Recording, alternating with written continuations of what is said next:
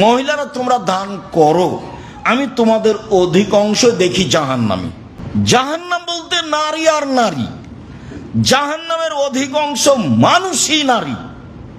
তো তোমরা দান করো মানে জাহান্নাম থেকে বাঁচার পথ, একবারে সরাসরি পথ। দান করো বেঁচে যাওয়া। তোমরা তো জাহান্নামের অধিকাংশ মানুষই নারী, তোমরাই বাঁচবা কিভাবে? দান করো। আর আল্লাহ রাসূল যখন ওই কথাটা বললেন যে বিচারের মাঠে মানুষ আল্লাহর মুখামুখি কথা বলবে, তখন কোনো দোভাষী থাকবে না, তখন কোনো অন্তরাল থাকবে না। ডান দিকে দেখবে সব কর্ম দেখবে, বাম দিকে দেখবে সব কর্ম দেখবে, সামনের দিকে দেখবে জাহান্নাম দেখবে। তখন আল্লাহ রাসূল বললেন, খেজুরের বীজের উপর যে একটা সাদা সামান্যতম ছাল থাকে, সামান্যতম একটা সাদা ছাল থাকে, ওই ছালের সমপরিমাণ হলেও দান করে জাহান্নাম থেকে বাঁচো।